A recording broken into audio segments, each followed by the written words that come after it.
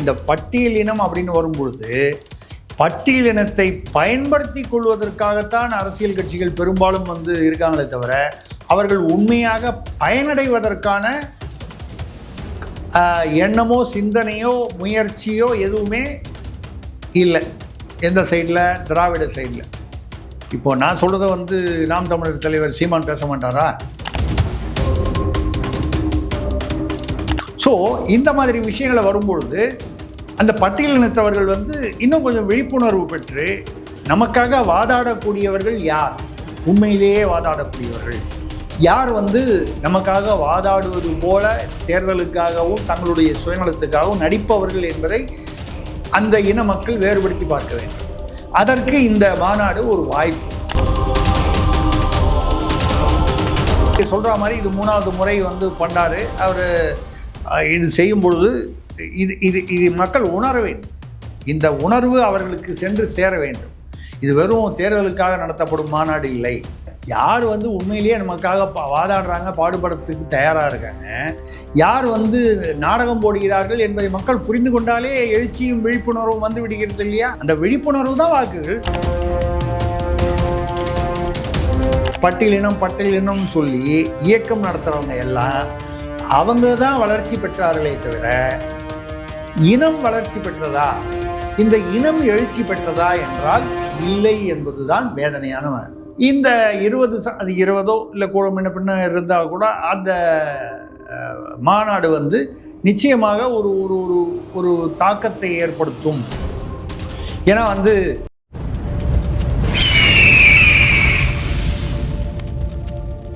அரசியல் கருட நேயர்களுக்கு வணக்கம். இன்று நம்மோது இனியும் சிறப்பு இருந்த மூத்த பத்திரிகையாளர் திரிசக்தியார் அவர்கள். வணக்கம் சார். வணக்கம், சொல்லுங்க சார். தமிழகத்தில் தேவேந்திர குலவேலர் மற்றும் பறையர் சமூகம் கிட்டத்தட்ட தோராயமாக 20% இருப்பாங்க, வெற்றியை தீர்மானிக்கக்கூடிய ஒரு சக்தியாக இருக்காங்க அப்படின்னு சொல்லக்கூடிய சமூகமாக அவங்க இருக்காங்க.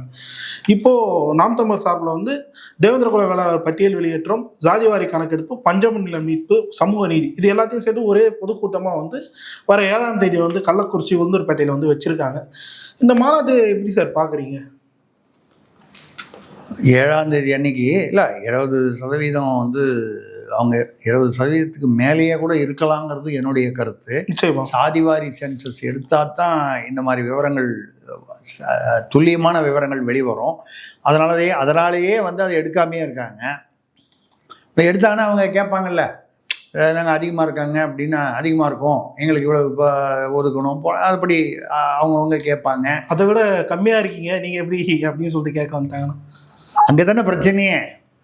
நாங்கள் அதிகமாக இருக்கோம், நாங்கள் போஸ்டர் ஒட்டிக்கிட்டு இருக்கோம், நாங்கள் உங்களுக்கு சேர் போட்டுக்கிட்டு இருக்கோம், பல்லக்கு தூக்கிட்டு இருக்கோம், நீங்கள் இருக்கிறது எவ்வளோ பர்சன்டேஜு, நீங்கள் பல்லக்கில் ஏறி உட்காந்து சவாரி பண்ணுறீங்களே இப்படின்னு அவன் கேட்டுறக்கூடாதுன்றதுனால தானே அது எடுக்கலை. சாதிவாரி சென்சஸ் எடுக்காததுக்கு காரணம் இதானே. எப்போ கேட்டாலும் எடுக்க மாட்டேன்னு சொல்ல மாட்டாங்க, எடுப்போம்னு சொல்லுவாங்களே தவிர எடுக்க மாட்டாங்க. இதுதான் பிரச்சனை. கூட பார்த்தீங்கன்னா மதுரை மேலூரில் ஒரு 200 ஏக்கர் பஞ்சமி நிலம்.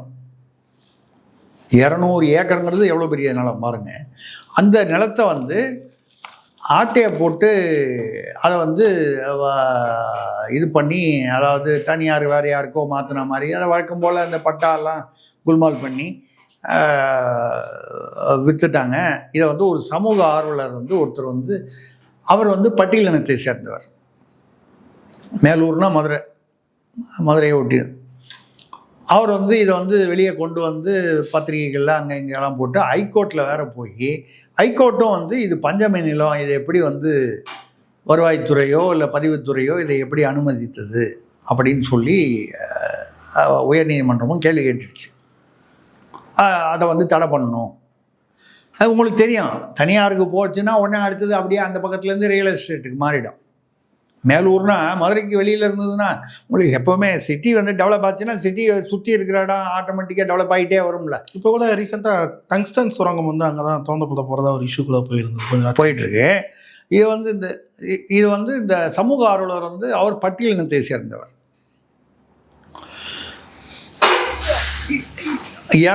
ஹைகோர்ட்டில் போய் ஆர்டர் வாங்கிட்டார். அதாவது பஞ்சமி நிலம் இதில் வெளியாட்களுக்கு பட்டா கொடுத்ததும் தப்பு, இதுக்கப்புறம் அது ஃபர்தராக எதுவும் வந்து அது விற்கவும் முடியாதுன்னு ஒரு ஆர்டர் வாங்கிட்டார். என்ன பண்ணுவாங்க, அவர் வீட்டில் புகுந்து அவர் கையை வெட்டிட்டாங்க. வெட்டினவங்க எந்த கட்சியாக இருப்பாங்க சொல்லவே வேண்டாம், எந்த கட்சி சார்பில் இருப்பாங்கன்னு. அங்கே அந்த அந்த ஊரில் யார் வந்து ஆளுங்கட்சியில் மந்திரியாக இருக்காரோ அவங்க ஆட்கள் அப்படின்னு சொல்லப்படுது. புரியுது. சரிங்களா? யாரோ கீர்த்தி பெற்ற ஒருவர்னு சொல்கிறாங்க. ரைட், இருக்கட்டும். என்னன்னால் இங்கே இந்த தேவேந்திர வேளாளர்களுக்காகவோ இல்லை பட்டியலினத்திற்காக ஒரு இயக்கம் அப்படின்னு சொல்கிற அண்ணன் திருமா அவர்கள் சிரிச்சா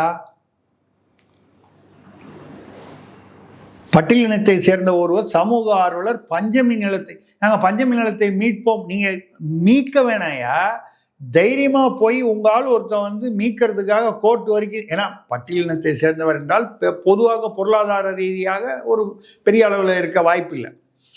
ஒரு போய் வழக்கு போட்டு தைரியமாக ஒரு ஆர்டர் வாங்குறாரு. அப்போ வந்து அவரை போய் வெட்டுறாங்கன்னா நீங்கள் என்னதான் கூட்டணியில் இருந்தால் கூட நீங்கள் என்ன செய்யணும், உங்கள் இனத்திற்காக நீங்கள் வந்து ஒரு பொங்கி எழ வேண்டாமா? அப்போ நீங்கள் இயக்கம் நடத்துவதோ கட்சி நடத்துவதோ உங்கள் இன மக்களுடைய எழுச்சிக்காகவா யாருடைய எழுச்சிக்காக அப்படிங்கிற கேள்வி இயல்பாக வருது இல்லையா? இது நான் எதுக்காக சொல்கிறேன்னா, இந்த பட்டியல் இன மக்கள் அப்படின்னு வரும்போது பஞ்சமி நிலம்னு வந்தால் இன்னும் மூலப்பத்திர மேட்டரே செட்டில் ஆகலை. முக்கியமான கட்சி ஆபீஸுடைய இடம், கட்சி பத்திரிகையுடைய இடம், அவங்களுடைய இடத்துல உள்ள மூலப்பத்திரம் அதுவே ஒரிஜினல் பஞ்சமி நிலம். அதுக்கப்புறம் அந்த பக்கத்தில் வந்து எங்கேயோ ஒரு பங்களா கட்டினாங்க ஊர்லேருந்து தள்ளி, இது எல்லாமே பஞ்சமி நிலம் இப்படின்னு செய்தி வந்து அதுக்கான ஆவணங்கள் வெளியில் வந்தே 10 வருஷம் ஆகி போச்சு. இது வரைக்கும் ஏதாவது நடந்திருக்கா? இதை யார் தட்டி கேட்கணும்? கூட்டணியில் இருக்கக்கூடிய கூட்டணின்றது விட்டுருங்க, கூட்டணி இருக்கு இல்லைன்றதை விட்டுருங்க. இந்த பட்டியலின மக்களுக்காகத்தான் என்னுடைய வாழ்க்கையே நான் வந்து அர்ப்பணித்துக் கொள்ளேன் அப்படின்னு சொல்லி பில்டப் கொடுக்குறவங்க இல்லை வந்து முதல்ல குரல் கொடுத்துருக்கணும். நீங்கள் கூட்டணிங்கிறது அது அரசியல் வரும்போது, தேர்தல் வரும்போது கூட்டணிங்க. நீங்கள் தேர்தலுக்கு முன்னாடி இந்த மாதிரி எவ்வளோ இந்த பஞ்சமி நிலம் வந்து நம்ம சொல்கிற இந்த கட்சி அலுவலகம் மற்றும் பத்திரிகை அலுவலக பிரச்சனைகள்லாம் இந்த தேர்தல் போதாக வந்துச்சு. இதுக்கு முன்னால் எத்தனையோ தேர்தல் முன்னால் வந்துருச்சு. எப்போ குரல் கொடுத்தாங்க? சீரவே இல்லையே. அப்போ சீர்றது வந்து வெறும் அந்த இது மட்டும்தானா? அத்துமீறு, அடங்கமறு, இந்த இந்த இந்த பெண்கள் விவகாரத்தில் மட்டும்தான், மற்ற ஜாதி பெண்களை வந்து அந்த விஷயத்தில் மட்டும்தான் அந்த இந்த தத்துவம் வந்து அடங்குமா? உண்மையாகவே பாதிப்பு எங்கே இருக்கோ அந்த பாதிப்பில் அங்கே தானே நீங்கள் கேட்கணும். நான் வந்து அந்த மக்கள் உரிமை பெற வேண்டும் என்பதற்காக, இன்னும் அவர்கள் வளர்ச்சி பெற வேண்டும் அந்த அர்த்தத்தில் தான் சொல்கிறேன். எல்லாரும் பள்ளிக்கூடம் வச்சுருக்காங்க. யார்? எல்லா கட்சி தலைவர்களும் பள்ளிக்கூடம் வச்சுருக்காங்க. அதுவும் ஆங்கில பள்ளிக்கூடமாக வச்சுருக்காங்க. சிபிஎஸ்சி ஆளுங்கட்சியில் வச்சுருக்காங்க, அவங்க வச்சுருக்காங்க, அவங்க வேளச்சேரியில் வச்சுருக்காங்க. அண்ணன் திருமா அவர்களும் ஒரு பள்ளி வைத்திருப்பதாக வந்து தகவல் வந்து, ஆமாம், அதில் வந்து கேட்டால் அதில் கௌரவ தலைவர் தானா அப்படின்னாரு. பட்டியலினத்தை சேர்ந்தவர்களுக்கு அங்கே வந்து இலவசமாக கல்வி கொடுக்கலாமே, ஏன் கொடுக்க முடியாது? நீங்களே கொடுக்கலான்னு யார் கொடுப்பாங்க? பட்டியலினத்துக்காகவே இயக்கம் நடத்துவதாக சொல்லிக்கொள்ளும் நீங்கள் அட்லீஸ்ட் வந்து பாக்கி பேருக்கு இவ்வளோ ஃபீஸு, இவங்களுக்கு வந்து அதில் வந்து 75% டிஸ்கவுண்ட், ஏதோ ஒன்று இலவசமாக கொடுக்கலாம், இல்லை சகாயமாக கொடுக்கலாம். இது எதாவது சொல்லணும்னா, இந்த பட்டியலினம் அப்படின்னு வரும்பொழுது பட்டியலினத்தை பயன்படுத்தி கொள்வதற்காகத்தான் அரசியல் கட்சிகள் பெரும்பாலும் வந்து இருக்காங்களே தவிர, அவர்கள் உண்மையாக பயனடைவதற்கான எண்ணமோ சிந்தனையோ முயற்சியோ எதுவுமே இல்லை. எந்த சைடில்? திராவிட சைடில். இப்பொழுது 20% நீங்கள் எந்த ஊரில் சொன்னீங்க? கள்ளக்குறிச்சியில். கள்ளக்குறிச்சியில் 20% ஓரளவுக்கு இருக்கக்கூடிய அந்த பட்டியல், அதாவது தேவேந்திர குல வேளாளர் இவங்கெல்லாம் பார்த்தீங்கன்னா, இவங்க என்ன புரிஞ்சுக்கணுன்னா, இந்த பட்டியலினம்னு சொல்லி இயக்கம் நடத்துகிறவங்க எல்லாம் அவங்க தான் வளர்ச்சி பெற்றார்களே தவிர இனம் வளர்ச்சி பெற்றதா, இந்த இனம் எழுச்சி பெற்றதா என்றால் இல்லை என்பதுதான் வேதனையான ஒரு உண்மை. அந்த வகையில் இந்த 20 இல்லை கூட முன்ன பின்ன இருந்தால் கூட அந்த மாநாடு நிச்சயமாக ஒரு ஒரு ஒரு ஒரு தாக்கத்தை ஏற்படுத்தும். ஏன்னா இப்போ நான் சொல்கிறத நாம் தமிழர் தலைவர் சீமான் பேச மாட்டாரா? நம்மளுடைய இந்த கருத்தியல் இவங்க ஒன்றும் செய்யலை. இன்ஃபேக்ட் கூட்டணியில் கொடுக்க போகிற அந்த 2 சீட்டு எக்ஸ்ட்ராவோ இல்லை 2 பொட்டி அதிகமாகவோ கொடுக்க போகிறாங்க அப்படின்றதுக்காக யாருடைய வளர்ச்சியையும் அவருடைய வாழ்க்கையையும் நீங்கள் விட்டு கொடுக்கிறீர்கள்? உங்களுடைய இனத்தின் அவங்களுடைய கல்வி, அவர்களுக்கு வர வேண்டிய மருத்துவ சலுகைகள், உரிமைகள், கல்வி உரிமைகள் இதெல்லாம் தானே பறிபோகுது. ஸோ இந்த மாதிரி விஷயங்களை வரும்பொழுது அந்த பட்டியலினத்தவர்கள் இன்னும் கொஞ்சம் விழிப்புணர்வு பெற்று நமக்காக வாதாடக்கூடியவர்கள் யார், உண்மையிலேயே வாதாடக்கூடியவர்கள் யார், நமக்காக வாதாடுவது போல தேர்தலுக்காகவும் தங்களுடைய சுயநலத்துக்காகவும் நடிப்பவர்கள் என்பதை அந்த இன மக்கள் வேறுபடுத்தி பார்க்க வேண்டும். அதற்கு இந்த மாநாடு ஒரு வாய்ப்பு. அந்த வகையில் அந்த மாநாடு எப்படி போகுது அப்படின்னா ஒரு தாக்கத்தை ஏற்படுத்தலாம். குறிப்பாக அந்த சமூக வாக்குகள் பெருமளவு வச்சிருக்கக்கூடிய கட்சியாக திமுக கூட்டணி கட்சிகள் தான் இருக்குது, திமுகவும் தான் இருக்குது. இப்போ சீமானவங்களும் 2வது முறையாக இதை கையில் எடுக்கிறாரு. ஒரு முறை சாதிவாரி கணப்பதும் பஞ்சவர்ணில மீட்புன்னு ஒன்று நடத்துறாரு. அப்புறம் தேவேந்திர குல வேளாளர் பட்டியல் வெளியேற்றம் நடத்துறாரு. இப்போ 3வது முறையாக இதை நடத்துறாரு. ஸோ அந்த மக்கள் மத்தியில் பெரும் வரவேற்பு பெற தொடங்கி இருக்கு. இது திமுக கூட்டணிக்கு ஆபத்தாக முடியும்ல? இல்லை, அதைத்தான் சொல்கிறேன். யார் உண்மையிலேயே நமக்காக வாதாடுறாங்க, பாடுபடுறதுக்கு தயாராக இருக்காங்க, யார் நாடகம் போடுகிறார்கள் என்பதை மக்கள் புரிந்து கொண்டாலே எழுச்சியும் விழிப்புணர்வும் விடுகிறது இல்லையா? வாக்குகளை கன்வெர்ட் ஆகும் நினைக்கிறீங்க? அதான் சொல்கிறேன், அந்த விழிப்புணர்வு தான் வாக்குகள். அந்த விழிப்புணர்வு ஏற்படாமல் பார்த்துக்கொள்வது தான் இவங்க பார்த்துக்கிறது. திராவிடத்தில் அப்பப்போ அடங்கமறு, அத்துமீறு அப்படி இப்படின்னு இந்த பில்டப்பாக பேசுகிறதெல்லாம், அந்த டயலாக் பேசுகிறது அது நாடகம். அது இல்லாமல் நேரடியாக சொல்லுங்கள், எத்தனை பர்சன்ட் வளர்ச்சி திராவிட முன்னேற்ற கழகத்தின் சார்பில் எத்தனை நிர்வாகிகள் எவ்வளோ பள்ளிகள் வைத்திருக்கிறார்கள்? திமுக கூட்டணியில் இருப்பவர்கள் மற்ற கட்சிகள் எல்லாரும் எவ்வளவு பள்ளிகள் வைத்திருக்கிறார்கள்? கல்வி நிலையங்கள், பள்ளிகள் மட்டும் இல்லை, கல்வி நிலையங்கள். ஏன்னா இன்ஜினியரிங் காலேஜ், மெடிக்கல் காலேஜ் வரைக்கும் போகலாம். எங்கேயாவது பட்டியலினத்துக்கு இலவசமோ இல்லை சகாயமாவோ முன்னுரிமையோ இருக்கா? இவ்வளவுலாம் பேசுகிறோமே. சென்னையில் பார்த்தீங்கன்னா இவர் ஒரு சைதை துரைசாமி அண்ணன் ஒரு IAS அகாடமி, அவர் அதிமுகவை சேர்ந்தவர். அது நம்ம கட்சின்றதை விட்டுருவோம், அது கட்சிக்கு சம்மந்தம் இல்லாமல், அதாவது கட்சியோடு கலக்காமல் அவர் ஒரு IAS அகாடமி ரொம்ப வருஷமாக நடத்துகிறார். எனக்கு தெரிஞ்சு நானே அவர்கிட்ட ஒரு ஏழைப்பட்ட ஒரு 2 குடும்பங்களில் ஒரு 2 பேர் இப்போ இல்லை, சில வருஷங்களுக்கு முன்னால் அது சேர்த்துங்கன்னு சொல்லி சேர்த்து அவங்கெல்லாம் IAS ஆகியிருக்காங்க. பயிற்சி சைதை துரைசாமி அவர்கள் செய்வது நல்ல ஒரு பணி.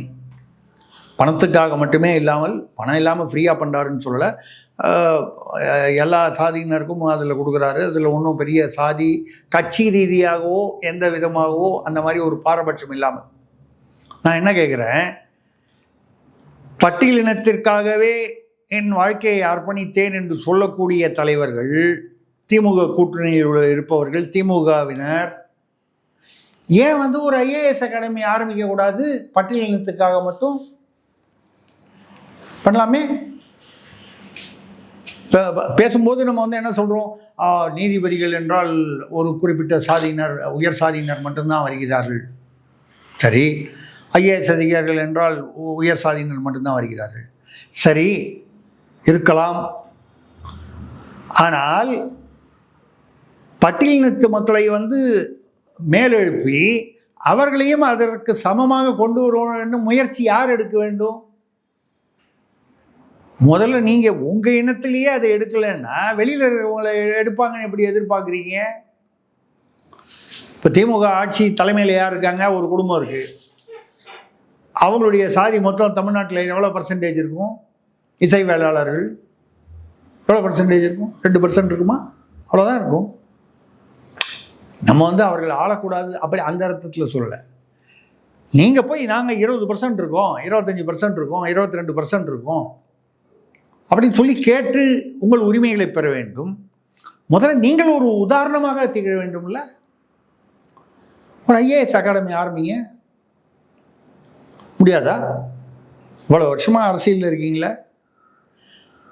அதற்கு நன்கொடையாளர்களோ ஒரு மற்ற தொழிலதிபர்களோ வரமாட்டார்களா? முயற்சி எடுத்தா தானே. அப்போ இந்த உண்மையை மக்கள் புரிந்து கொள்ள வேண்டும். யார் வந்து நம்மளுடைய இனத்திற்காக வந்து பாடுபட வேண்டும், இல்லை இனத்தை வந்து மேலெழுப்ப வேண்டும் என்று நினைக்கிறார்கள், யார் வந்து நம் இனத்தை வைத்து பணம் சம்பாதித்து பதவிகளை பெற வேண்டும் என்று யார் நினைக்கிறார்கள் என்பதை அந்த இனத்து மக்கள் தான் வந்து உணர்ந்து பார்த்து முடிவு செய்ய வேண்டும். ஆராய்ந்து பார்த்து முடிவு செய்ய வேண்டும். அதற்கு இது ஒரு நீங்கள் சொல்கிற மாதிரி இது 3வது முறை வந்து பண்டாரு அவர் இது செய்யும் பொழுது இது மக்கள் உணர வேண்டும். இந்த உணர்வு அவர்களுக்கு சென்று சேர வேண்டும். இது வெறும் தேர்தலுக்காக நடத்தப்படும் மாநாடு இல்லை. அப்போது இல்லைங்க அவர் சீமான் பண்ணால் மட்டும் அது தேர்தலுக்காக இல்லைன்றீங்க வேற ஒருத்தர். சரி, இது வரைக்கும் இவங்கெல்லாம் இவ்வளோ வருஷம் ஆட்சியில் இருந்தபோது அதே கூட்டணியில் தானே இருந்தாங்க. இப்போ திருமா அவர்கள் திமுக கூட்டணியில் எவ்வளோ வருஷமாக இருக்காரு? திமுக ஆட்சியிலையும் இப்போ இருந்திருக்காங்க, முன்னாடி இருந்திருக்காங்க, 2006-11 இருந்திருக்காங்க, பல வருஷமாக இருந்துக்கிட்டு கலைஞர் வந்து இது வந்து திமுக ஆள்வது வந்து 6வது முறைன்னு நினைக்கிறேன். வரப்போகும் தேர்தல் வந்து 7வதுன்னு சொல்லி ஸ்டாலின் அவர்கள் பேசியிருக்கிறார். அப்படி சொல்கிறீங்க? நான் கூட நீங்கள் சொல்ல வரீங்கன்னு நினைச்சேன். இல்லைங்க, முதல்வர் சொன்னதை நான் சொல்கிறேங்க. 7வது முறையாக திமுக வெற்றி பெறும்னு அவர் சொன்னாருங்க. ஒரு முதல்வர் சொன்னால் காதில் வாங்கிக்கூடாதா? அதனால் வந்து அது அவர் கரெக்டாக வந்து அது தப்பு இல்லாமல் சொல்லிட்டார் பாருங்க. அதில் ஒன்றும் நம்பரில் தப்பு கப்பு பண்ணல, கரெக்டாக படிச்சிருக்காரு பாருங்க. அந்த வரைக்கும் நம்ம பாராட்டணும்ல முதல்வரை. ஏதாவது நம்பர் தப்பாக சொல்லிட்டாருன்னு வச்சுங்க, 17வது முறைன்னு சொல்லியிருந்தாருன்னா அது வேறு சிக்கலாக போயிருக்கும். அவர் நம்பர் தெரியல, கண்ணாடி மாற்றணும், அப்படி ஏதாவது சொல்லுவாங்க. இதான் அது நம்ம மக்கள் வந்து அது மீடியா விமர்சனம் பண்ணுறதுக்குன்னே வந்து சோஷியல் மீடியா. நம்ம இந்த மெயின் ஸ்ட்ரீம் மீடியாவை பற்றி கவலை இல்லை. அவங்க ஏதோ வந்து வாங்கின காசுக்கு கூப்பிட்டு போயிட்டே இருப்பாங்க. பட் இந்த சோஷியல் மீடியா தான் பிரச்சனை. எல்லா உண்மைகளையும் வெளியே கொண்டு வந்துருவாங்க. அந்த மாதிரி வரக்கூடிய ஒரு சூழ்நிலை இந்த மாநாடு ஒரு விழிப்புணர்வை ஏற்படுத்தும் என்று எதிர்பார்க்கலாம். அதுக்கப்புறமும் அந்த பட்டியலினத்தை சேர்ந்தவர்களுக்கு வந்து தங்களுடைய அடையாளம் என்ன, தங்களுக்கு உரிய தலைவர் யார், உண்மையிலேயே தங்களுக்கு உதவக்கூடிய தலைவர்கள் யார் என்று புரியவில்லையானால் கஷ்டம்தான். கஷ்டம். நம்ம என்ன சொல்றது? ஓகே சார், இது ஒரு புறம் சார். இதை தொடர்ந்து சமீபத்தில் அதிமுக முன்னாள் அமைச்சராக இருந்த KA செங்கோட்டையன் வந்து தாவேக்கால இணைஞ்சிருந்தார்.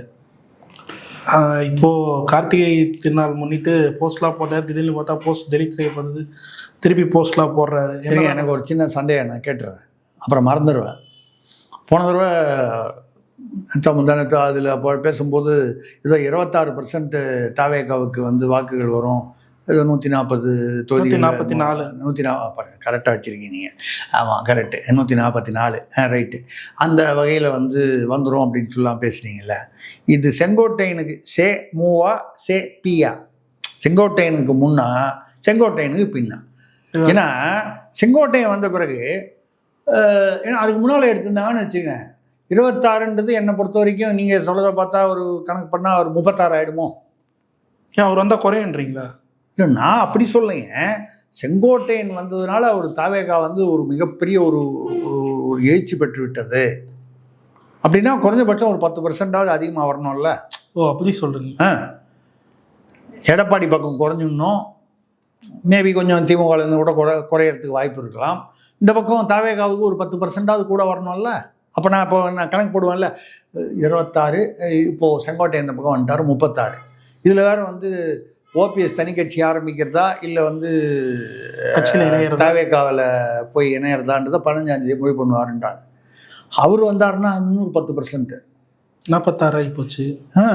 போகிற போக பார்த்தா 100 மேலே போகும் பொழுது இன்னும் ஒரு 10 பேர் வந்தால் ஒரு 10 பேர். ஏற்கனவே அவர் செங்கோட்டையன் சொல்லியிருக்காரு, நிறைய பேர் இன்னும் அதிமுகலேருந்து இங்கே வருவாங்க, ஒருத்தரமா அதுக்கு 10% கூட்டின்னு வருவாங்க. அப்புறம் அதில் மட்டும் சிட்டிங் 2 அமைச்சர் வேறு வருவாருன்னு சொல்லிட்டார். ரகுபதி இல்லவே இல்லைன்றார். எனக்கு ஒரே டவுட்டாக இருக்குது. அவர் தான் அதிமுகலேருந்து வந்தார், அவர் தான் முதல்ல கிளம்புவாரோன்னு எனக்கு டவுட்டாக இருக்குது. ஏன்னா அதில் இப்போ இருக்கிறதுல வந்து பவர்ஃபுல்லாக இருக்கிற டீமே வந்து அதிமுகலேருந்து திமுக வந்த டீம். அதிமுக விங். ஆமாம், ஏடிஎம்கே விங் தான். சேகர் பாபு ஐடி விங் மாதிரி சேப்பா அப்படின்னு சொல்கிற மாதிரி செந்தில் பாலாஜி, சேகர் பாபு வரிசையாக இருக்காங்க. ராஜா கண்ணப்பன், அனிதா ராதாகிருஷ்ணன், இப்படி வரிசையாக வந்து இங்கே இருக்காங்க. ஒரு 9 பேர் என்னமோ இருக்காங்க. அப்படி வரும்பொழுது ரகுபதியும் சேர்த்து அந்த மாதிரி ஆளுக்கு ஒரு 10% சேர்த்தா எனக்கு என்ன கவலைன்னா, போகிற போக்கில் தமிழ்நாட்டில் மட்டும் 8 கோடி பேரில் வந்து 6.5-7 கோடி பேர் வாக்காளர்கள்னால் கிட்டத்தட்ட தாவேகாவுக்கு வந்து ஒரு 9 கோடி 10 கோடி வாக்காளர்கள் வந்துருவாங்களோன்னு ஒரு டவுட்டாக இருக்குது. இங்கே கேரளா கர்நாடகா ஃபேன்ஸ்லாம் சேர்க்குறீங்களா? ஆமாம், அதெல்லாம் சேர்க்க வேணாமா சார்? அவங்களுக்கு ஓட்டு உரிமை இல்லை சார். அதை பற்றி நமக்கு என்னங்க கவலை? ஸ்கூல் பசங்கள்லாம் வந்து ஓட்டு உரிமை இல்லைன்னா கூட அவங்களாம் கணக்கில் சேர்த்துக்கிறீங்களா நீங்கள்? அதே மாதிரி தான் இதுவும். அந்த குச்சியை சாப்பிட்டு அங்கே நீ ரோட்டில் நிற்கிறான் பாருங்க, அந்த பையன்லாம் போய் கேட்டு வந்து சர்வேல வந்து இவர் தான் வந்து அவர் தான் தளபதி தான் அப்படின்னு சொல்கிற மாதிரி நான் செங்கோட்டையன் வந்து ஒரு போஸ்டர் ஒன்று போட்டார். நீங்கள் தமிழ்நாட்டை கடந்த அப்படின்னா உடனே வந்து சுபவீரபாண்டியன் பேராசிரியர் சொன்ன மாதிரி திருமணம் கடந்த உறவு அப்படின்ற மாதிரி கடந்த இல்லை. நான் சொல்கிறது தமிழ்நாட்டை தாண்டிய அப்படின்ற அர்த்தத்தில். தமிழ்நாடு தாண்டி புதுவை தானே. அப்போது 2 மாநிலத்திலும் வந்து ஒரு புகழ் பெற்றிருக்கக்கூடிய அரசியல்வாதி யார்? வேறு யார் சொல்லுங்க? யாரும் இல்லை எனக்கு தெரிஞ்சு. ஸ்டாலின் கூட இல்லையே, உதயநிதி கூட இல்லையே, எடப்பாடி கூட இல்லையே, சீமான் கூட இல்லையே. 2 மாநிலங்களில் வந்து ஒரு பிரபலமான புகழ்பெற்ற ஒரு அரசியல்வாதி உண்டு என்றால் அது எங்கள் தானை தலைவர் புஷி ஆனந்த் அவர்கள் மட்டும்தான். அவருடைய படம். எம்ஜிஆர் ஜெயலலிதாவும் மட்டும் இருந்திருந்தாங்கன்னு வச்சுங்க. ஏன் சார்? இல்லை, புஷி ஆனந்தோடு சேர்த்து அவர்களையும் வந்து தலைவர்கள்னு சொல்லி அப்படி இருந்தால் பாவம். எம்ஜிஆர் அது இதெல்லாம் பார்க்காம நல்லபடியாக போயிட்டாங்க. அவங்களுக்கு வந்து ஏதோ புண்ணியமான ஆத்மாக்கள் போய் சேர்ந்துட்டாங்க. பிற்காலத்தில் இப்படியெல்லாம் இந்த கலியுகத்தில் இதெல்லாம் பார்க்க வேண்டிய ஒரு அவசியம் அவங்களுக்கு வரலன்னு வைங்க. இப்போ விஜய் எங்கே போனாலும் அண்ணா ஃபோட்டோவும் எம்ஜிஆர் ஃபோட்டோவும் போட்டுக்கிட்டாரா இல்லையா? அந்த 5 ஐகான் இது பின்னால் வரும். அம்பேத்கர், இவர் பெரியார், அஞ்சலி அம்மாள், காமராசர், வேலு நாச்சியார், இவங்கெல்லாம். அப்புறம் மேலே வந்து கோபுரம் மாதிரி போட்டு அதில் வந்து அண்ணா எம்ஜிஆர் அந்த மாதிரி வரும்பொழுது அதை போட்டு விட்டார். ஆனால் என்னென்னா முக்கியமாக வந்து புஷி ஆனந்தை போட்டார். அதுதான் வந்து ஒரு தேசிய அளவிலான ஒரு தலைவருடைய படத்தை போட்டிருக்காரு. அந்த வகையில் செங்கோட்டையன் எத்தனை தடவை 9 தடவை என்னமோ எம்எல்ஏவாக இருந்தவர். எல்லாருக்கும் சில நேரம் எப்படி அமைந்து பாருங்க. புஷி ஆனந்த் படத்தை போட்டு அவர் வந்து ஒரே ஒரு முறை எம்எல்ஏ புஷியில் ஆன அந்த அவருடைய புஷி ஆனந்த் மிகப்பெரிய வளர்ச்சி அடையட்டும், நமக்கு ஒன்றும் அதில் ஒன்றும் அவர் பேரில் ஒன்றும் வயிற்றுச்செல்லாம் கிடையாது. இருந்தால் கூட 9 முறை எம்எல்ஏவாக இருந்த செங்கோட்டையன் புஷி ஆனந்த் படத்தை போட்டு அரசியல் நடத்த வேண்டிய ஒரு அவல நிலைக்கு வந்துட்டார் பாருங்க. இதுதான் சில பேருக்கு வந்து அந்த ஏற நாட்டு சனி எப்போ வரும்னே தெரியாது. அந்த மாதிரி வந்து செங்கோட்டையன் இதுலேருந்து அங்கிருந்து வேற கூட்டு வரேன்றாரு. ஓபிஎஸ் வேற சேர்த்துக்கிறேன்றார். ஓபிஎஸ் மூலம் கட்சியே இல்லை அவருக்கு. அவர் ஏதோ வச்சிருக்கிறது ஏதோ ஒரு உரிமை மீட்பு குழுன்னு ஒன்று வச்சிருக்காரு. அது இப்போது தாவேக்கால இணைய போகிறாரா இல்லை வந்து வேற என்ன பண்ண போகிறாரு? தனி கட்சி ஆரம்பிக்க போகிறாரு. இப்போ யாரை பார்த்தாலும் தனியாக அவர் ஐயா ராமதாஸ் வந்து தனியாக ஐயா பாட்டாளி மக்கள் கட்சி அப்படின்னு ஒன்று ஆரம்பிக்க போகிறதா சொல்லி இப்போ கூட இன்னைக்கு கூட செய்தி வந்திருக்கு. தேர்தலில் வந்து மாம்பழ சின்னம் வந்து 2 பேருக்கும் பிரச்சனை நீடிச்சா தேர்தலில் மாம்பழ சின்னம் கொடுக்க மாட்டோம். அது வழக்கமாக அப்படி தான் சொல்லுவாங்க. ரெட்டை இலைக்கே இப்போ அப்படி தானே பிரச்சனை வந்துச்சு 2016 ஓபிஎஸ். இப்போ அந்த பிரச்சனை வந்த போது ஓபிஎஸ் வேற வந்து டெல்லியில் போய் அவர் அமித்ஷா அவர்களை போய் பார்த்துருக்காரு. அவருக்கு வந்து கூட அதை ஏற்பாடு பண்ணவர் ஒரு முக்கியமான பத்திரிகையாளர். அவர் ஒரிஜினலாக 2016 வந்து அந்த கட்சி பிளவுபுறத்துக்கு உண்டான ஒரு பத்திரிகையாளர். அந்த பத்திரிகை ஆசிரியர் தான் வந்து ஏற்பாடு பண்ணி போனார். அவர் தான் குருவாக இருக்கார். குரு மாதிரி இருந்து அவர் வந்து அவரை வழி நடத்தி எங்கே கொண்டாந்து விட்டார் பார்த்தீங்களா? இப்போ அவர் தான் போய் மறுபடியும் வந்து அங்கே வந்து டெல்லியில் பேச வந்து ஏற்பாடு பண்ணியிருக்காருன்னு சொல்கிறாங்க. வாழ்த்துக்கள் ஓபிஎஸ்க்கு. என்ன கேட்டால் பேசாமல் வந்து இவ்வளோ தூரம் வந்து இவ்வளோ நாள் அரசியல் பண்ணியாச்சு. 2 முறை வந்து ஒரு அந்த நாற்காலியில் உட்காந்தாச்சு. முதல்வர் நாற்காலியில் 3 மாதம் 6 மாதம் அது மாதிரி உட்காந்துட்டாரு. அந்த பெருமையோட ஊரில் போய் நம்ம பாட்டில் ஏதாவது விவசாயம் பண்ணி பிழைக்கிறது வந்து பெருமையாக இருக்கும். இங்கே போய் வந்து புஷி ஆனந்துக்கு, ஆதவ் அர்ஜுனாக்கு, இவங்களுக்கெல்லாம் வந்து அடிபணிந்து எவ்வளோ வருஷம் அரசியலை வந்து அதாவது அரசியல் அனுபவத்தை அடமானம் வச்சு செங்கோட்டையனுக்காக இருந்தாலும் சரி, ஓபிஎஸ் போய் சேர்வதாக இருந்தாலும் சரி, இது இவங்களுக்கு தேவையாயுது. இதுக்கப்புறம் எதுக்குன்னா இவங்களெல்லாம் என்ன பிரச்சனைன்னா, இது இருக்கும்போது நிறைய சேர்த்துடுறாங்க. இது சேர்த்ததெல்லாம் வந்து பாதுகாக்கிறதுக்காக ஒரு கட்சி தேவைப்படுது. நான் ஏதோ சொத்து சேர்க்குறாங்கன்னு சொல்லி நீங்கள் எதாவது வழக்கு போட்டுற போகிறாங்க. நான் சொல்கிறது புகழ் சேர்த்துருக்காங்க. இந்த புகழை பாதுகாப்பதற்காக, சேர்த்ததெல்லாம் பாதுகாக்கிறதுக்காக எங்கேயாவது ஒரு கட்சியில் போய் அடைக்கலம் போகணும்னு போகிறாங்க. இவங்க வேற எங்கேயும் சேர்த்துக்க மாட்டாங்கன்றதுனால ஒரு கால் கடைசியாக ஒரு முறை வந்து பாஜகவில் ஏதாவது தேர்தா பார்க்கலான்றதுக்காக அவருடைய குரு மூலமாக அங்கே போயிருப்போகிறோம். நம்ம டெல்லிக்கு தெரியல. ஆக டிசம்பர் 15 நிறைய விஷயங்கள் தெரியும்.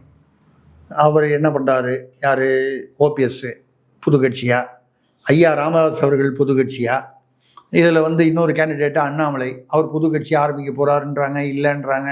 இது ஒரு புரியாத ஒரு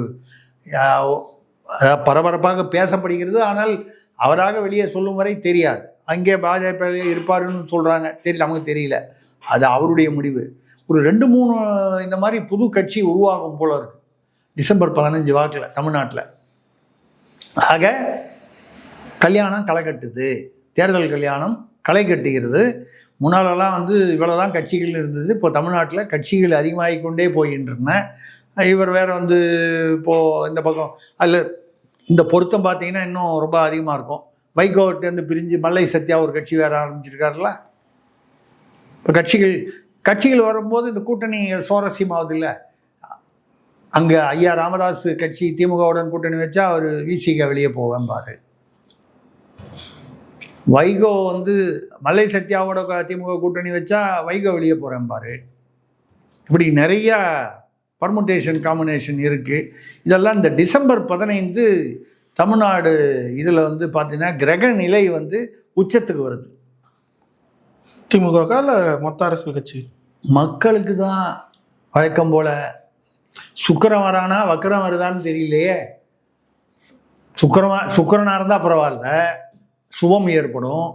இன்னும் மேலும் வக்கரம் அடைந்து விட்டால் இருக்கிற நிலையே பரவாயில்லன்னு இன்னும் மோசமாயிடுச்சுன்னா மக்கள், தமிழ்நாடு மக்களுக்கு தலையெழுத்து எப்படி இருக்கோ அப்படி தான் நடக்கும். அதனால் இந்த டிசம்பர் 15 இந்த பொங்கல் வரும்போது யாரெல்லாம் பொங்கியிருக்காங்க, யாரெல்லாம் வந்து அதாவது பொங்குறவங்க யார், மங்குறவங்க யாருன்றது இந்த பொங்கல் தெரிஞ்சிடும். அப்போ நம்ம பார்க்கலாம். ஒரு மக்கள் வந்து ஏற்கனவே வந்து ரொம்ப இந்த திமுக ஆட்சியில் நடக்கக்கூடிய அந்த என்ன சொல்லுது, பாலியல் குற்றங்கள், வன்முறைகள், சட்ட ஒழுங்கு பிரச்சனைகள், மற்ற ஊழல், எல்லா விதமான இந்த கட்டமைப்பு பிரச்சனை இவ்வளவையும் வந்து தாண்டி சோகமாக இருந்தாங்க பாருங்கள். உண்மையிலேயே மக்களுக்கு வந்து என்டர்டெய்னர், மாஸ் என்டர்டெய்னர். அவர் கூட சொல்லியிருக்காரு, நம்ம கட்சி வந்து பக்கா மாஸ் கட்சி. புரியுதுங்களா? அப்போ அந்த மாஸ் என்டர்டெய்னர் அப்படின்றதுக்கு அங்கே தான் விஜய் வரார். அண்ணன் விஜய் அங்கே தான் நிற்கிறார்.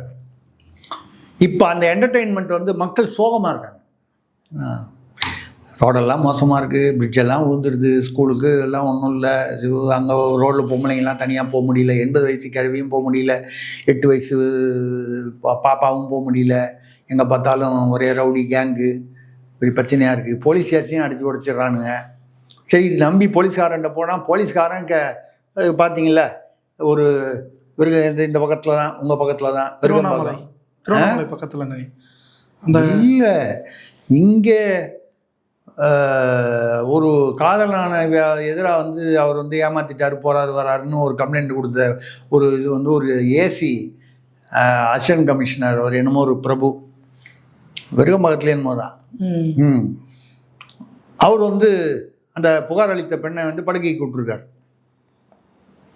ஆமாம், விருகம்பகம் தான் நினைக்கிறேன். அதான் உங்கள் ஏரியான்னு சொன்னேன். எங்கள் ஊர் இல்லைங்க, நான் உட்காந்துருக்கிற ஏரியாவை சொல்கிறேன். இல்லை, எங்கள் ஊர் சைடும் ஒன்று நடந்தது. அது எல்லாம் திமுக ஆட்சியில் அந்த மாதிரி வந்து யாருக்கும் குறை வைக்க மாட்டாங்க. இந்த தொகுதியில் இப்படி நடந்துச்சே, அந்த தொகுதியில் நடக்கலையேன்ற குறை யாருக்கும் இல்லை. பாரபட்சம் பார்க்க மாட்டாங்க. எல்லா பாரபட்சம் இல்லாமல் எல்லா தொகுதியிலையும் அது நடக்கிற மாதிரி பார்த்துப்பாங்க. அதுக்கான அவங்கக்கிட்ட எல்லா விதமான ஆட்களும் அவர்களிடம் வந்து அவர்கள் வசம் இருக்கிறது. அவர்களுக்கு ஆள்பலம் இருக்கிறது, பணபலம் இருக்கிறது, அதை மறைப்பதற்கான அதிகார பலம் இருக்கிறது.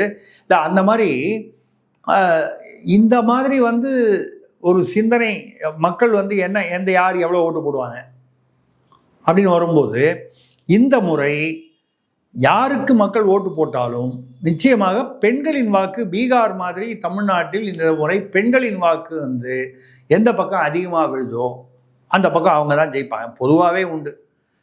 பல்வேறு கேள்வி தெளிவாக நன்றி. நன்றி, வணக்கம்.